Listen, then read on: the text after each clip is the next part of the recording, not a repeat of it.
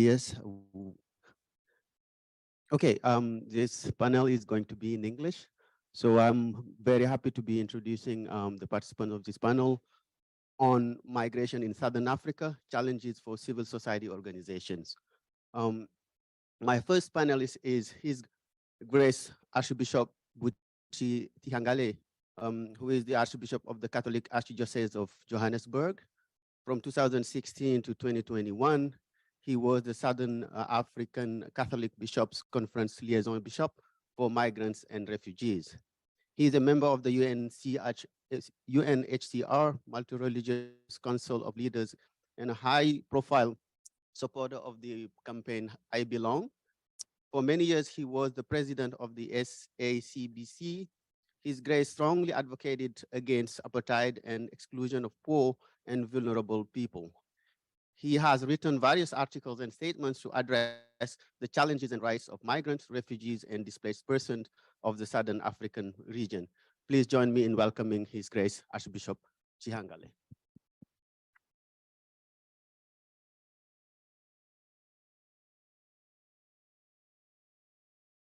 Joining us from Johannesburg, my second panelist is Dr. Khangelani Moyo, who is a senior lecturer in the Department of Sociology at the University of the Free State, right, in South Africa. He has received training in the fields of sociology, social anthropology, migration studies, and urban studies. His research interests include migration management, refugee governance, migrant transnationalism, spatial identity in the city, and social vulnerabilities in the urban peripheries. He is a former fellow at the Center for Human Rights in Erland, Nuremberg, and also a visiting fellow at the Center for Transregional Research at the University of Freiburg in Germany. As part of his fellowship at CHREN, his research focused on refugee integration in Germany. Please join me in welcoming Dr. Moyo.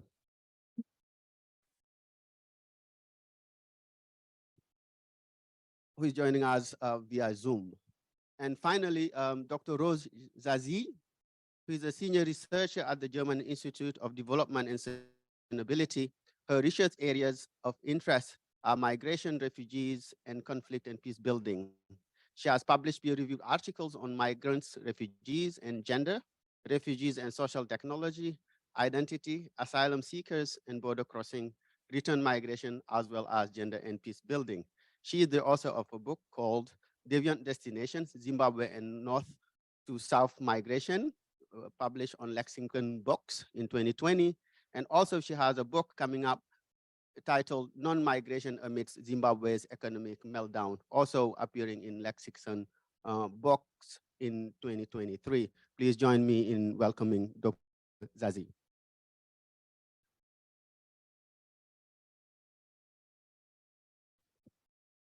We'll start with this panel right away. We welcome Dr. Zazi. Join me. Thank you. We will be giving the floor to the Catholic Archdiocese of Johannesburg, His Grace Archbishop Buti Tihagale, please. Thank you. Good afternoon, everybody. Have you ever gone to a conference and not having your paper to read? It is what is happening to me this morning, but I'm sure we can survive. A few remarks about issues of migration in South Africa. First of all, I'd like to recall Nelson Mandela. You will remember that he was jailed for 27 years. And one of the things he said when he came out of prison was, never again should one human being be oppressed by another. In many ways, in South Africa, where xenophobia has reigned for quite some time, South Africans had forgotten those words of Mandela and began to, over the years, oppress or harass, embarrass foreign nationals in South Africa.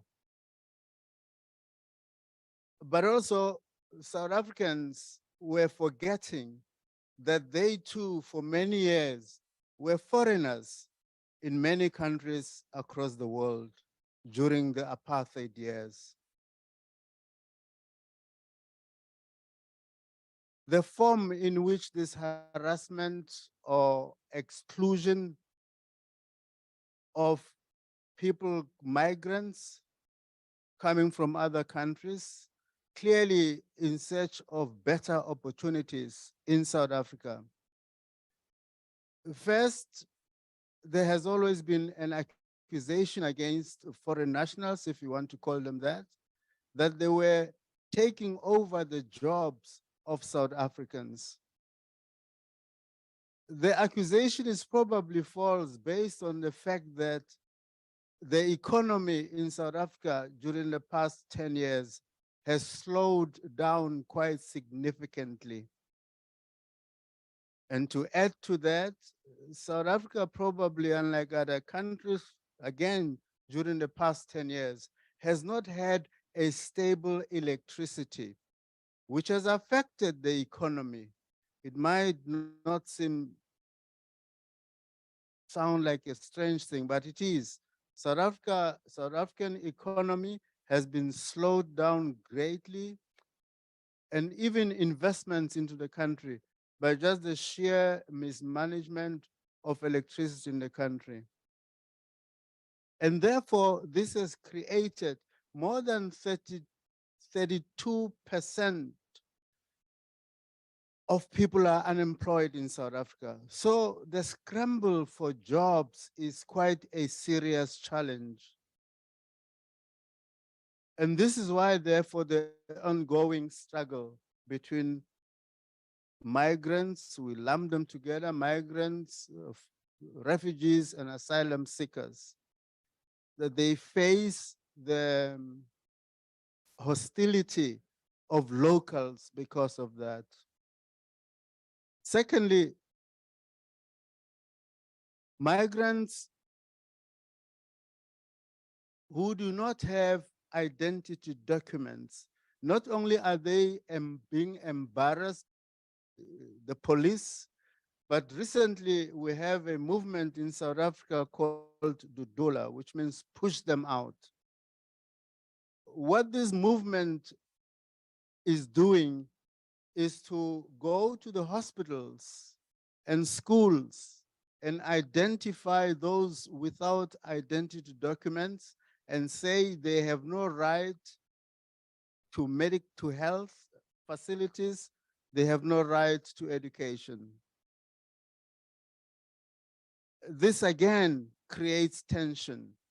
But what it also does in terms of government and foreign affairs is that if you want to renew your visa or work permit, there is a go slow attitude towards migrants. And therefore, currently, all those who, or more who come from other countries who want to renew their work permit or visas, it takes ages to get any response from Home Affairs. This is the kind of negative attitude which is being forced on the country by movements like Dudula, as I've said, pushing them out. When you have service delivery protests in South Africa, in other words, when the various communities protest about water, housing, jobs, roads, potholes, or any of these objections from local people when they do not get the services from the municipalities. When these public protests take place in various parts of the country, migrants or foreign nationals become victims. Their stores are set alight, people are attacked. Again, expression of harassment against foreign nationals. So they become the victims of South Africans for the inability of government, especially at local level, at municipal level, when the municipality does not do its functions properly, it is the foreign nationals who suffer from the locals who attack their stores. A strange thing has happened in South Africa. The Somalis and the Pakistanis, they are the people who've been able to hire virtually all the stores in the township. Every township throughout the country normally has what they call them spaza shops in South Africa or quasi shops in Africa. And these have been taken. I guess you find that in Europe. I don't know in other countries, but you'll find even in Europe now, you would have shops that are run by foreign nationals. That has become the case in South Africa, and they become the victims when there is a protest, delivery protest that takes place there. So xenophobia, therefore, xenophobia aimed at nationals of African descent from other countries is virtually just below the surface. Any little scratch that goes beyond the surface, it brings up violence. Lastly, an observation on statelessness. For example, this comes to mind because if you write matric in South Africa and you are foreign born, you have no ID documents, you are unable to write matric, which means you can never acquire a skill or a degree. You can hardly go to university because you do not have ID documents. And this is a major challenge to young people born of parents who come from outside South Africa, especially those without identity documents, which means the future of young people is bleak because, as I say, without identity documents, you can't do anything. And so you have a significant number of people who have come. The people on, we're talking about the South migration. Most of the immigrants, and this is over 5 million of them, are people from the neighboring areas to South Africa, certainly, especially Zimbabwe, and then the DRC, Democratic Republic of Congo, and Nigeria. They are the ones who have the big groups, but so too Botswana, Lesotho, and Swaziland. Those groups are the ones who have gravitated to move into South Africa. And those without identity documents really can't find jobs, can't do anything, and therefore they are exploited by farmers, paid wages less than a living wage, because they can't compete if you have no identity document. So unfortunately, we can't tell statistically as to how many people are actually in South Africa without documents, etc. Those numbers are not always, they are guesswork. And therefore we don't know exactly. So huge numbers of people suffer because they do not have their ID documents, even though the government says people on temporary government visas should apply in order to get a different status in South Africa. The point is, some people are reluctant to register because if you register, you become identified and therefore can always be labeled a temporary person in South Africa. And so when you come from outside South Africa, you are punished. And it's done in a subtle way. And that is why I say even those who register run the risk of being identified and not being given necessarily a job permit or eventually not being given a citizenship.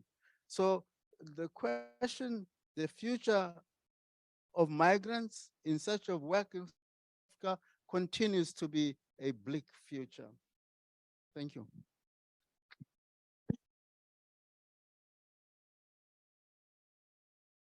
Thank you very much, His Grace. Now we'll turn the floor to Dr. Moyo, who is joining us from from Zimbabwe. Can you hear us? Yes, I can hear you loud and clear. Let me share my screen. Good evening, colleagues. Yeah, it's actually after 9 in the evening. I would have liked to to physically deliver this presentation, but yeah, I think the virtual platform would do. It's the benefit of the COVID dividend. So I will speak to the changing faces of Southern African migration and its corridors.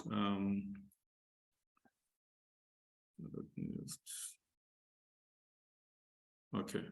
Yeah, so I will cover the overview of migration in Southern Africa and the current state of affairs, and maybe project slightly into the future. The Reverend has spoken more about the current circumstances in terms of migrants in South Africa, particularly African migrants and the discrimination that they face. So within for the benefit of those that do not know where South Africa is, it is at the very, very bottom of the African continent. It is the southernmost part of Africa.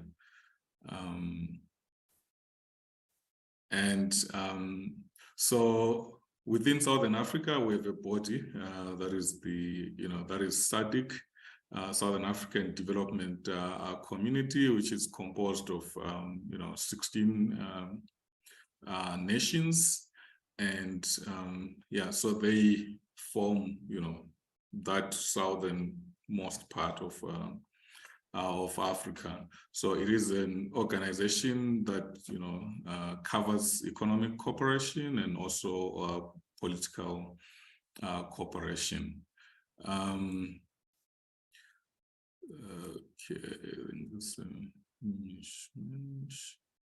Okay, okay.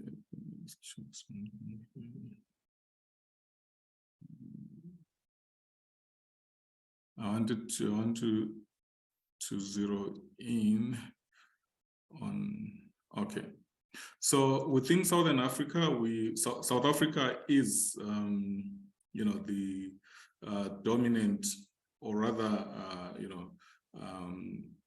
migrants from neighboring countries. They mainly go to South Africa to seek employment and other benefits. So there is a history to movement to South Africa. It is centered mainly, so usually it's credited to the discovery of gold in Johannesburg in 1886, and the development of Johannesburg as a city. So South Africa used to recruit migrants from its neighbors, mainly Mozambique, Lesotho, Botswana, Zimbabwe, Zambia, and Malawi, amongst the other countries. So it had these labor agreements where it will recruit labor to work in the mines. But of course, post-1994, migration opened up. So it was no longer just contract, laborers coming into to work in the country. So now you had other migrants coming from further afield, in countries like Nigeria, Cameroon, Somalia, and these streams of migration consist of, your regular and irregular migration, and you also have a significant number of people that come as refugees, mainly from the Horn of Africa, which is your Ethiopia, Somalia, and also from Central Africa, which is the Democratic Republic of Congo, because these are regions that are characterized by, instability. So the major pull factors, you have a situation that, let me go back slightly to this slide here. As you can see, South Africa has the largest, economy in Southern Africa in terms of GDP. That's like over $400 billion, and with the exception of Angola, which it's $75 billion, all the other countries within the Southern African region, their economies are very small. So you can see the disparity in terms of economic development between South Africa and its neighbors. And again, if you look at the levels of urbanization between South Africa and its neighbors, South Africa is, I think right now, it's almost 70% urbanized. And then you have Zimbabwe with an urban population slightly over 30%, Swaziland the same, Lesotho and Mozambique. So, which gives us, an idea that, possibly people are being urbanized in South Africa rather than in their own countries, primarily because of, poor development in terms of industry and also large-scale deindustrialization in countries like Zimbabwe. So then you have these people moving to South Africa, and there's also the social cultural connections between South Africa and the rest of the region. For instance, in Zimbabwe, you have people that historically migrated from South Africa. The same with Mozambique, the same with Malawi, the same with Zambia.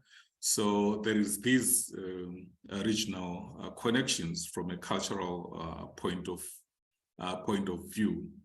And of course, I mean, we can't shy away from the issue of Joburg being a very attractive, destination for migrants over and above the issue of economic migration. And then there are, of course, forces of compulsion, apart from the fact that there is differences in economic development and also in urbanization. You have an issue with Zimbabwe, which since the early 2000s or the late 1990s has never really recovered. There has been widespread economic, or rather there's been economic instability in that country. So those are the main push factors. The same with, the other regional countries like Malawi and Mozambique.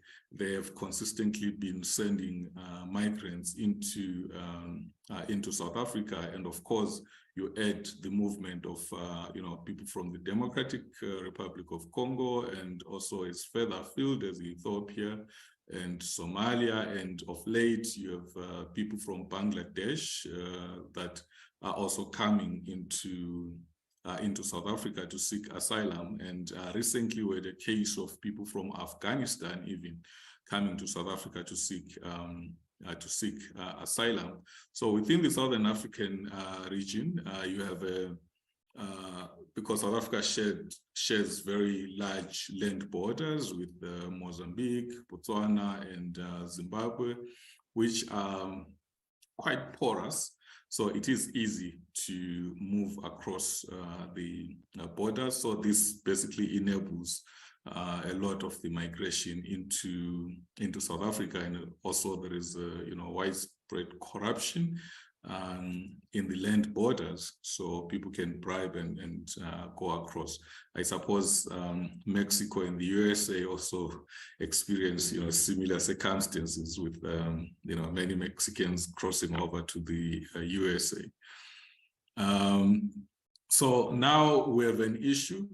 So as I alluded earlier on, that there was contract labor migration from neighboring countries into South Africa. So that was demand driven. So it was the South African economy demanding labor from its neighbors. So now we have a situation where I think the Reverend alluded to the issues of socio-economic strife in South Africa, that the economy has not been growing and there's widespread social problems. So now we have a situation of supply-driven migration into South Africa. So because something happens if you set off a migration process, it doesn't mean that when you no longer need the labor, you can just shut the valve and people stop moving. So because people have now have that experience of South Africa, they'll keep coming through because the forces of compulsion are still there. And so now we have an issue where South Africa, the IMF is actually projecting that South Africa will have the highest jobless rate globally in 2023, which is estimated at 35.6%. But of course, these are official statistics, but unofficially, some people are estimating that the unemployment is as high as 50%. But again, we have a disturbing, issue of youth unemployment, which is very high. So now people are coming to South Africa, and South Africa has its problems. It has very high unemployment. And I suppose some of the problems that the Reverend was talking about relate to these issues, where you have large numbers of people coming in, and there is no employment. And of course, within Southern Africa, we have an issue of Zimbabwe, which has consistently been a sending country to South Africa. And I wanted to go back to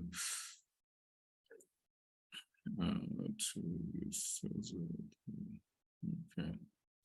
So yeah, so these are a bit dated, but they give us an idea of who is in South Africa in terms of the migrant population. So South Africa has almost 3 million migrants, and so those are official statistics. Of course, the data is notoriously unreliable. There's a lot of clandestine migration. But as you can see there, most migrants are from Zimbabwe, Mozambique, Lesotho, Malawi, and these are all Southern African countries, which gives the impression that it's within the region. It's very characteristic of migration in any particular context, that it happens within the region, most of the movement. So yeah, I think I'll leave it there, having given that overview, and I'll stand guided by the chair if there is any further information that is desired. Thank you.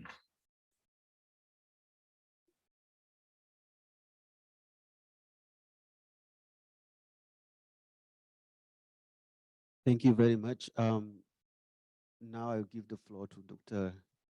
Jaji for presentation. Thank you. I'll just wait for my PowerPoint. Here it is.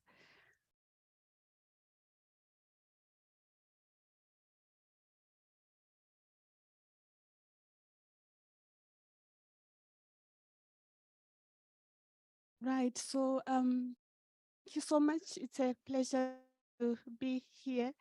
I will be talking about civil society, looking at how it operates, the issues that are encountered in the context of not only Southern Africa I come from, but the other sub-regions of the continent, such as West Africa and East Africa.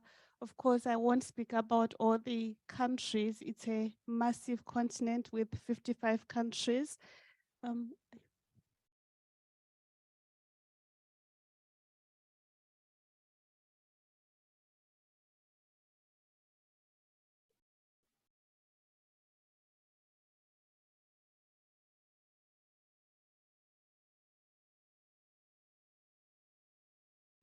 so looking at civil society organizations in Africa and the challenges they face, one of them is the issue of clandestine mobility. And we're talking about smuggling and human trafficking, how exactly to come in and assist people on the move. Movement is rather secret, and it also involves trafficking. We also see that they have to deal with resistance from host governments, where many governments on the continent are reluctant to allow people to come in. You just heard from the case of South Africa from my colleagues who spoke before me. Civil society organizations in Africa also have to deal with conflicting interests. So most of them are not self-reliant. They rely on funding. So you notice conflict of interest where they have to look at what the funders require when they bring the money and what the or the mandate of the civil society organizations is. So bringing these two, harmonizing these two interests together, usually a problem. You also heard from the previous speakers about hostility, how citizens can actually mobilize in order to deter migration or to try and force migrants out of the host country. That's also an issue. Migrants have been moving for many decades on the continent. So think about it in terms of something that people speak about, host country fatigue, that some countries on the continent feel they are always receiving migrants, and they wonder, where are the other countries on the continent? What are they doing? And they see they're simply generating migrants and refugees. So you have this question of, why are they always coming to us? When are they going to fix their own country and live in their own country? We're tired of people coming to us. So that's also an issue that civil society organizations have to deal with on the continent. Right, looking at the interface between migrants and civil society organizations, I would also like to talk about the agency of migrants in terms of how they perceive or how they interpret whatever they are doing and what is happening to them.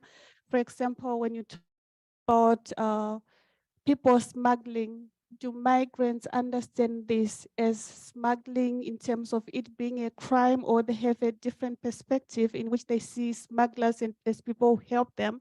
So sometimes they do not necessarily look at smuggling as a crime, but as a situation in which their mobility is being facilitated by people who are there to help them. So you see this in the literature, where people actually have, migrants actually have a positive perception of what is normally considered as people smugglers or people smuggling. So this has been addressed in the literature. And you also have conflict when you think about how law enforcement looks at migration and how the migrants represent themselves. And civil society has to come in and work with migrants in this kind of context where you have contestation of terminologies that are used in relation to migration. The migrants usually take the initiative to try and help themselves. So this is the other issue that needs to be looked into in terms of helping people who also have the agency to help themselves. So when I did my doctoral fieldwork, I came across cases of refugees who resisted the UNHCR office in Kenya, that's in East Africa, by writing directly to the refugee agency's headquarters in Geneva. So they simply said, your field office is not assisting us, and we would like you to know this is what is happening. So you see, bypassing of the hierarchy at the UNHCR as they seek to speak directly to the headquarters of the refugee agency. There is the element also of people coming together as migrants, earlier migrants and later migrants to assist each other. So here you see the initiative which is taken to facilitate mobility. This could be through remittances, where you have earlier migrants sending money back to African countries where they have relatives to facilitate these relatives' mobility. You have voluntary associations where migrants are coming together to also try and assist one another. And there is an element when you look at border regions across the continent, you have ethnic groups that straddle borders. These are colonial borders that were drawn without any consideration of demographic composition. So what resulted is that you have ethnic groups that are on both sides of the borders that are found in one or in two or more countries. And these people use their pre-colonial history in terms of solidarity, and they assist each other that way. So I've worked on this issue with a colleague in a forthcoming publication. Looking at the interface with international organizations, and now I want to speak specifically about civil society organizations on the continent and how they position themselves or are positioned on the continent. One of the major issues they encounter is power imbalances. So sometimes when you speak to civil society organizations in Africa, they talk about not being heard. Their recommendations and their views are not fully incorporated into migration and refugee policies in their respective countries where they operate.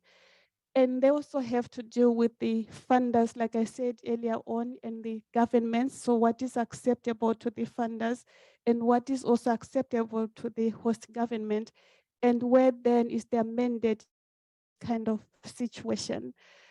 So they feel they play a limited role in policy, especially its implementation. So sometimes they lack the expertise and resources in order to play a meaningful role in decision-making on policies. And there's also conflict when you think about civil society organizations that specifically work with refugees, and then you try to look at how they work with the UNHCR. Sometimes there is the problem of UNHCR saying, we cannot go against the host government. We are here at their pleasure. So some of the civil society organizations see this as complicity on the part of the UNHCR in terms of it pursuing the agenda of the host government instead of standing up for the rights of the refugees. You also have external funders. If you think about North Africa, West Africa, in relation to the European Union, which provides some of the funds to these two regions, you see that the EU comes with funding, and this funding has strings attached or tied to it where they make it very clear in terms of how this funding has to be used. So sometimes they can say you have to use our funding to secure the borders and deter irregular migration to Europe. So how then do civil society organizations operate where you have a funder who is very clear in terms of what they want you to do as far as migration is concerned, especially where this migration is directed to Europe or to the European Union? So this basically is the issue of the EU's externalization of its borders to North Africa and also to West Africa. Next slide, please. Right, continent here, I use the example of Zimbabwe, which tends to have this knee-jerk reaction to civil society organizations, NGOs, whatever it sees as being anti-government. It then lumps together civil society organizations to say you are all working against this government, regardless of what exactly the specific organizations stand for, whether they're for migration or migrants' rights, or they're for democracy. The government does not care to look at these differences. It simply lumps them together and says all civil society organizations in this country are against the government. So sometimes you have criminalization, people being arrested for working in civil society organizations and being accused of trying to topple the government and many other criminal activities that are associated with speaking or taking a stance which the government sees as inimical to its interests. Next slide, please. Right.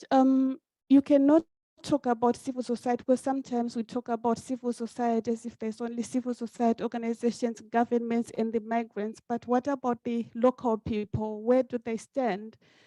You have various reactions. Sometimes you see hostility coming from the public and the media, and of course the politicians. They come together in some of the cases, like the example that you had coming from South Africa, where you have the Operation Dudula South Africa first. So when you have a situation like that, where you have people organizing to say, we do not want migrants' rights to be given the same priority as our own rights, then that's a difficult environment to operate in. You also look at the situation of resources, which was mentioned earlier on. How do you ask members of the local community to embrace migrants when they feel they don't have much themselves, and when they also feel migrants and refugees are getting support and the local people are not getting that same support? So you have this resentment which also exists. And then the last issue that I want to highlight here is what exactly to do with migrants. So when migrants cannot continue, or maybe they are rescued. If you look at North Africa and Europe, the Mediterranean Sea, there has been quite a number of rescues there of African migrants and also migrants from the Middle East. When these migrants are rescued, where exactly are they supposed to be sent? Are they supposed to be assisted to continue on their journey to the intended destination? Are they supposed to remain in the country of transit, or they have to be sent back to the country of origin? So you see hostility in all these three countries. I just came here from a conference in Ghana where someone even said when migrants return to their country of origin, sometimes their families disown them and say, you're a failure. You couldn't go where you were supposed to go. So we don't know you. We don't want you in this family. You are not a member of this family. So what then are civil society organizations supposed to do in this kind of environment? The working environment itself needs to be looked into in terms of the tensions, for want of a better word, between or among the civil society organizations themselves. So sometimes some present themselves as independent and label the others maybe, for want of a better word, puppets of the state, that you always listen to what the state says. So maybe you are not serious about helping migrants. So should they facilitate the movements, or should they talk about the borders? That's a sore point when it comes to inter-civil society or intra-civil society relations. The conflict with us and governments, I've alluded to this on, and the issue of limited resources and how they constrain civil society organizations in terms of the mandates they actually have. And the other challenge is the issue of accountability. Are they able to explain how funding is used? So sometimes you have this preference for international civil society organizations, which are seen as being more accountable and transparent when it comes to how they use the funds. There is also the issue of collaboration, where you don't see much collaboration between civil society organizations and, say, academics. So maybe that's also an issue that needs to be considered, where we try and the boundary between academics and practitioners and bring the two together. And finally, just some reflection agenda here. I think maybe the issues that need to be considered, and these issues may be relevant also to civil society outside Africa. You have the issue of how to discharge the mandate in hostile environments. That's a point that needs more reflection. The issue of funding, what to do where you have funders coming up with an agenda which is in conflict with the mission of the civil society organizations that they fund. Then the issue of expertise, usually expertise comes from the global north, and yet it is civil society organizations working on the ground that understand the nuances of the context they operate in better. So there is need for civil society organizations, especially those local, to be able to speak up and have their voices being heard when it comes to what to do next. Knowledge is quite important when you think about how to navigate the specific context. And this is a point where academics, think tanks, and civil society organizations can come together and collaborate. Networks, as I'm sitting here, I'm talking about civil society organizations in Africa as if Africa is a different planet altogether. Are there networks among civil society organizations that straddle these continental divisions? So we can think about civil society networks at the level of international, across countries, and also across continents. That would also help in terms of strengthening the role that civil society organizations play. It's not only in migration that you find civil society organizations being active. What's being done to ensure that those civil society organizations that are working on migration issues also work with other civil society organizations where they have common interests? So this is an area that needs exploration as well. Lastly, I want to just highlight the issue of resistance on the part of the government. How can civil society organizations discharge their mandates effectively where they face resistance from the government? I do not have an answer, but maybe this is something that we can also think about. And how to work, how to establish fruitful relations with agencies such as the UNHCR, IOM. I think this would help if they could all come together and understand we have the same agenda, and how can we champion this agenda together instead of the mutual accusations that sometimes characterize the relationship between civil society organizations and these other multilateral international organizations. Thank you.